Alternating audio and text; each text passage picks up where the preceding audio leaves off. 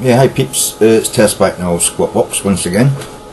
Well, no, a bit bedraggled. I haven't really got up and combed or anything yet today. I've sort of just been lying catching up on MSNBC and some other news media that I watch. But I thought this would be a good occasion to discuss, because I haven't really discussed anything about Petraeus, you know what I mean, General Petraeus. I might have mentioned it in one other video over the last 2 weeks. But this would be a really good time to discuss Petraeus, especially in those states which advocate abstinence-only sex education. I mean, this really hits straight to the heart of these abstinence-only education programs.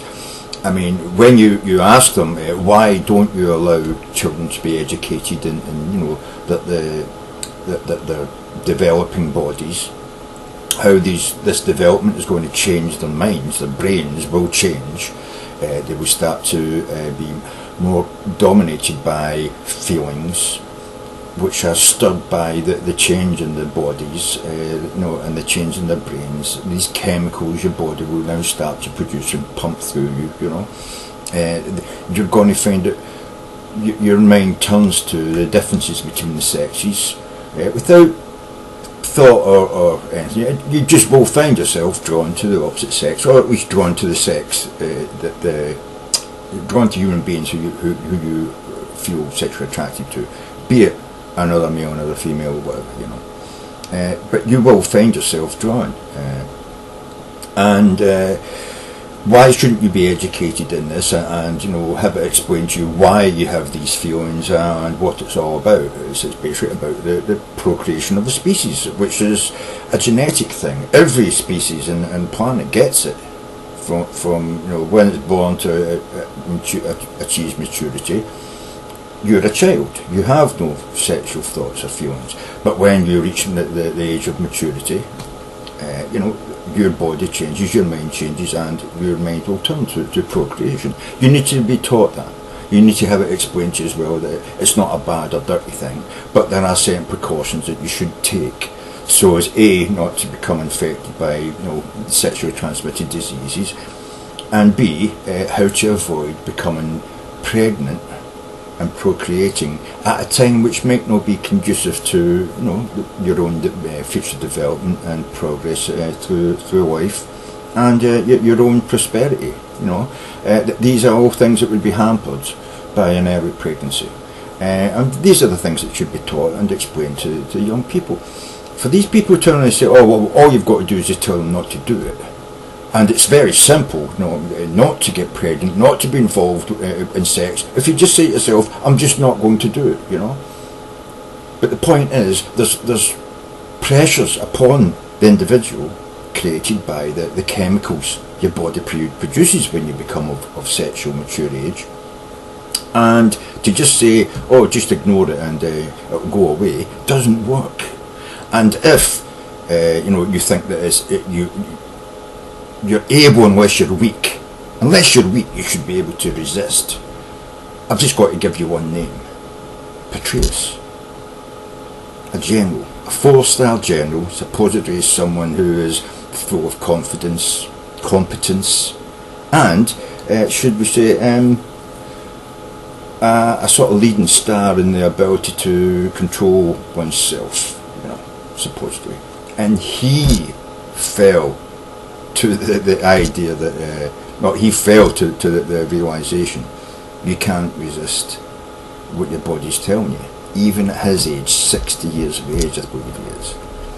And he wasn't able to resist the sexual temptation of another human being, and he's married and has even more reason not to indulge in that sexual activity. He's already sworn to another. I suppose the bonds between him and his wife, sanctified by their religion, you know, and symbolised by a ring on his finger, not to mention the fact of actually being through the army, should have, you know, hardened him and bolstered him to be able to resist. If he couldn't resist, what chance does a 13 or 14-year-old child have when they're going through the very first blossomings of their sexual desires. To say you just have to say no is ridiculous, and this should be pushed wholeheartedly whenever any of these boards in schools or education say that no, we only need abstinence-only education in our sort of society, in our schools. You know what I mean? These people should just be brought sharply to halt and have it explained to them. Just say the word Petraeus. Do you remember the guy called Petraeus? How did abstinence only work for him? You know what I mean? This should be brought up and thrust in their face. You know what I mean? And they should be beaten over the head with it until they give in. No, abstinence only doesn't work.